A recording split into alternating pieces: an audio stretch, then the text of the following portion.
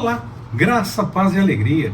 A porção de hoje, recomendada para a leitura da Bíblia em um ano no plano sequencial, é 1 Samuel do capítulo 26 ao capítulo 28. Antes de falar da porção de hoje especificamente, eu quero retomar brevemente a respeito de um ponto da porção anterior. Algumas pessoas até notam que naquele mesmo versículo que Nabal questiona quem é Davi, quem é filho de Jessé, algumas pessoas notam até alguma afinidade de Nabal por Saul indo contra a Davi, que eu disse que não via no discurso de Nabal. Mas ele fala de servos, de forma genérica e no plural, fugindo de seu senhor, o que me faz notar um comentário a respeito de um servo qualquer que esteja em fuga, um escravo mesmo, que esteja fugindo do seu senhor. Davi não era escravo, Davi não era servo, Davi estava lutando junto, mas não era servo necessariamente nesse sentido de ser escravo. Se ele falasse ali de Saul como rei, reconhecendo a autoridade de Saul e não a de Davi, ele falaria um escravo fugindo do meu senhor, um servo fugindo do meu senhor, e não uns servos fugindo do seu senhor. Ou pelo menos eu falaria especificamente de Davi, mas lá no versículo 10 do capítulo 25 a gente não vê isso. Ele fala que na opinião dele está acontecendo muito de servos, no geral, fugirem do seu senhor. Então eu não vejo, por conta desse entendimento de que ele não fala de Saul nesse momento, eu não vejo ele afrontando Davi por defender Saul. Mas eu vejo realmente que, por conta do que o próprio texto diz, que Nabal era uma pessoa que tinha uma personalidade complicada, por assim dizer. Seguindo, mais uma vez Saul vai atrás de Davi. Algumas pessoas até pensam que esse evento seria uma outra versão para o mesmo evento já relatado anteriormente. Mas qualquer líder perturbado tem suas angústias, temores e até mentiras pessoais, e isso faz com que ele continue em certas lutas que nem existem. E então é bem possível que Saul tenha mudado de opinião e desistiu de perseguir, depois voltou a perseguir mais uma vez, tinha gente ao redor dele falando a respeito de Davi, e aí então ele ia atrás mais uma vez de Davi e fazia nova perseguição. De novo Davi tem a chance de matar a Saul e poupa a vida dele. Mostra então que ele não é de fato uma ameaça, como eu já falei da outra vez, na outra porção, ele não é realmente uma ameaça a Saul, apesar de Saul acreditar nisso. E mais uma vez, depois que Davi mostra com todas as letras isso, Saul entende e vai embora de novo. Mas o texto mesmo nos insiste pra gente que Saul só desistiu de perseguir Davi depois que ele foi morar com os filisteus. O que abre sim então a possibilidade de que não sejam versões diferentes do mesmo evento, mas que sejam sim eventos diferentes e que de novo Saul saiu para perseguir. Talvez se Davi não fosse morar com os filisteus, nós poderíamos até ter outros eventos desse em que Saul fosse atrás de Davi. Pelo menos a forma como eu entendo. Enquanto ele estava lá com os filisteus, Davi segue lutando, tendo até vitórias por Israel, já ajudando Israel, mas sem deixar nenhum sobrevivente para que ninguém conte por onde ele andou lutando. O rei de Gate entende que Davi está com ele e lhe permite ter uma cidade, quer a sua presença por perto, até mesmo quando ele fosse para batalhas. Ele até tenta, nós vamos ver isso um pouco mais para frente, permitindo o Senhor, mas acabou não dando muito certo. Mas de qualquer forma, a confiança dele por Davi estava estabelecida. O final da porção de hoje faz com que apareça um texto que é extremamente controverso, que muitos apresentam as interpretações as mais variadas. Algumas pessoas já até têm certeza do que acontece, mas nem mesmo confrontam com o que a Bíblia de fato diz. Eu mesmo fiz parte dos que brigavam com esse texto e tentava encontrar uma interpretação que parecesse mais simples, mas o Senhor sempre me inquietou para buscar a interpretação correta. E foi esse texto da necromante de Endor que me fez entender que não temos que brigar com o que o texto diz. Se nós buscarmos ao Senhor, Ele mesmo nos fará entender os textos que são tidos como complicados, e na própria palavra nós vamos encontrar as devidas respostas. E aí, desde então, desde o entendimento desse texto, eu não brigo mais com o texto, nem sigo as interpretações tidas como certas quando o texto diz outra coisa, quando eu faço a leitura. E em momentos assim, algumas pessoas acham até que eu é que estou errado, porque já se acostumaram com as explicações, e se acostumaram porque a explicação é convincente, é suficiente, para que vai mexer com isso? Bom, eu não busco explicações convincentes, eu busco a revelação do Senhor. Eu não quero aquilo que me convença e que seja mais simples. Eu quero de fato o que o Senhor tem para revelar. Então é com isso que eu trabalho.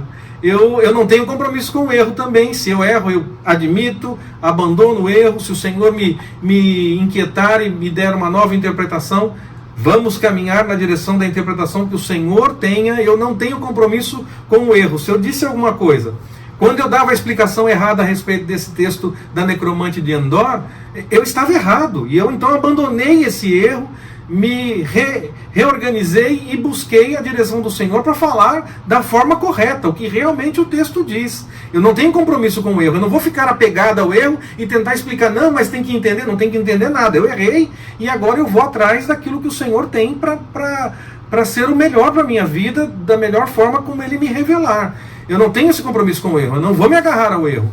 Eu solto facilmente o erro e vou na direção da vontade do Senhor, me arrependendo do erro e buscando o entendimento correto da forma do Senhor.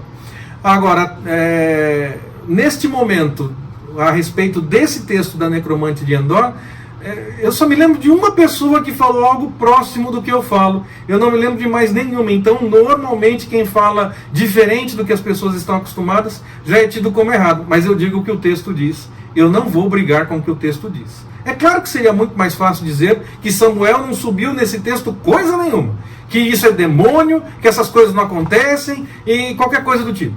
É muito mais fácil. Mas não é o que o texto diz. Eu vou falar o mais fácil ou vou falar o que o texto diz?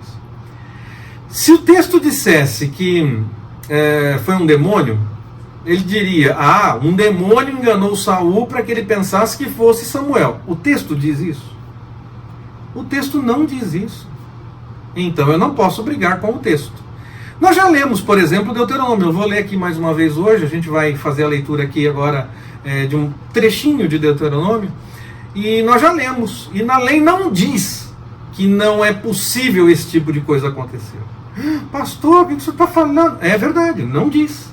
Nós não lemos na Bíblia que esse tipo de coisa não pode acontecer. Até hoje eu não li com todas as letras que não pode acontecer. Eu já li que ao homem está dado morrer uma vez e depois disso vir o juízo.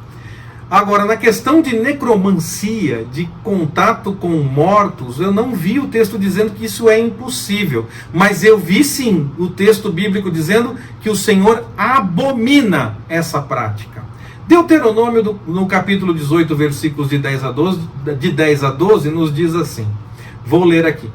Não se achará no meio de ti quem faça passar pelo fogo seu filho ou sua filha, nem adivinhador, nem prognosticador, nem agoureiro, nem feiticeiro, nem encantador, nem quem consulte espírito adivinhador, nem mágico, nem quem consulte os mortos, pois todo aquele que faz estas coisas é abominável ao Senhor. E é por causa destas abominações que o Senhor, teu Deus, os lança de diante de ti. Nos lança fora de diante de ti. Deuteronômio 18, de 10 a 12, diz isso. Não está escrito que envolve demônios, mas nós conseguimos sim fazer analogia. Essa analogia é possível, porque, por exemplo, o texto fala um pouco antes sobre espíritos adivinhadores, e nós lemos em Atos dos Apóstolos que Paulo expulsa um espírito adivinhador. Então nós conseguimos fazer analogia com demônio, feiticeiro, encantador, aqueles que acabam fazendo alguns prodígios, mas na verdade não estão ligados com o Senhor. Sim, nós temos como fazer analogia com essa questão do mundo espiritual, principalmente envolvendo demônios. Fato, é perfeitamente possível e até claro de se fazer essa analogia. Mas na parte de consultar os mortos não diz consultar demônios que finjam ser os mortos. O texto não diz isso. O texto diz consultar os mortos. E diz que o Senhor abomina aqueles que fazem isso. Pode até não ter acontecido aqui, pode até ter sido um demônio. Como eu falei, é possível fazer essa analogia. Mas o texto não diz que foi um demônio. E eu aprendi que na Bíblia o Senhor deixa claro que para ele isso é uma abominação. Ele não diz que é impossível de acontecer, nem diz que sempre será resultado de ação de demônios, mas a Bíblia diz que isso é abominável ao Senhor. As pessoas tentam dizer então que é demônio, que é isso, que é aquilo, porque então fica impactante para não faça isso. É só para explicar para que a pessoa não faça isso. Se uma coisa que o Senhor abomina não é suficiente para alguém não fazer, eu não sei o que será. Não tem como ter uma explicação pior do que essa, na minha opinião. O Senhor abomina quem pratica isso. Eu não preciso dizer que isso existe ou não existe. Eu não preciso dizer que isso é demônio ou não é demônio. Eu preciso dizer o que a Bíblia diz. O Senhor abomina. Então não faça isso. Eu não faço e não recomendo, porque o Senhor abomina quem faz esse tipo de coisa. Se isso não é suficiente para que a pessoa não queira praticar isso, tem que acrescentar mais alguma coisa? Aí eu realmente fico preocupado, porque falta alguma coisa na direção de entender quem é de fato o Senhor. O Senhor abomina essas coisas. Isso é suficiente. Se é demônio, se não é demônio, se acontece, se Samuel subiu mesmo, se Samuel não subiu, não é esse o ponto. O ponto é, o Senhor abomina quem pratica esse tipo de coisa. Você vai fazer uma coisa que o Senhor abomina? Eu não vou fazer. E eu não vou recomendar. Eu não preciso de nada para piorar essa situação. Isso, o Senhor abomina, já é suficiente para eu não querer nem chegar perto desse tipo de coisa. Que o Senhor nos abençoe. Forte abraço, até mais, permitindo o Senhor.